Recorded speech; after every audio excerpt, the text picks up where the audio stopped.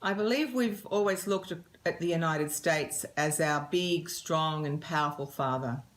And sadly, very sadly nowadays, I feel we're looking at this country like a drunken old uncle. I'd love to hear from the panel their thoughts on how we can learn, perhaps together with our Kiwi cousins, to be stronger and stand on our own 2 feet a lot more in this brave new world. Michael Fullerlove. Well, it's sad, isn't it? Especially for an Americanophile like me to see the condition of the United States at the moment. And we're accustomed to thinking of the United States as the epicentre of global power, not as the epicentre of global disease. And I guess coronavirus is a stress test that is being applied to all of our countries, and some of us are doing better than others. And in the case of the United States, you see structural reasons where the country is not dealing with the pandemic in the professional, effective, successful way we would expect it to.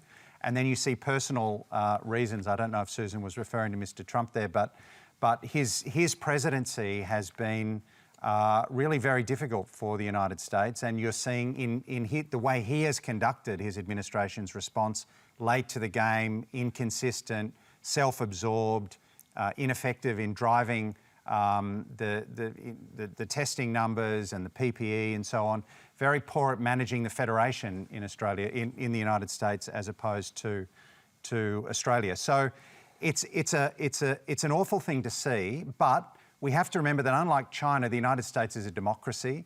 The American people have a chance to course correct in November. The United States remains overwhelmingly a benign force, I would say, in the world. I think that Susan's right. We do have to be an independent country, independent of the United States, independent of China. But it's too early, I think, to count out the United States, and it's much too early to walk away from the US alliance. And Susan asked in her question about our Kiwi cousins, the fact that Jacinda Ardern will join the National Cabinet meeting tomorrow, perhaps not going to change the world, but is significant, isn't it? Well, one of the interesting things out of the pandemic has been that the big superpowers like the United States and China and even Europe have done quite poorly in many ways.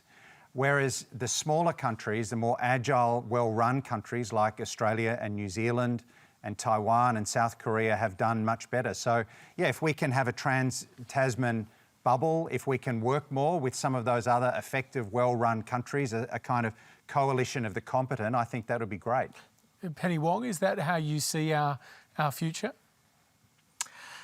Well, first, can I just say something about the United States? I mean, I think all of us look at what's happening in America, with a great deal of grief. Thousands of people dying, obviously a major public health crisis in the United States, and they're understandably focused on that. So, we hope that they can get this under control and can get an economic recovery as well as better public health outcomes for their people. So I think that's the first point. I think that the second point is really the one I opened with, which I do think is this. I do think that this world will be, post-pandemic, will be a harder world for Australia to navigate. And part of that is increased self-reliance. We are going to have to be more self-reliant. We're going to have to be able to chart our own course, to express our views, to protect and promote our interests, which will be more challenging at times. Now, the United States remains our ally and principal security partner. That won't change. There will be times we have differences of views. We have a difference of view, for example, on international cooperation. Australia needs multilateral cooperation. We always have. The current administration has a different view around multilateralism. So there will be times we have differences of views. But I think our first hope is that America can, get on top of this crisis that is so tragic and come through it.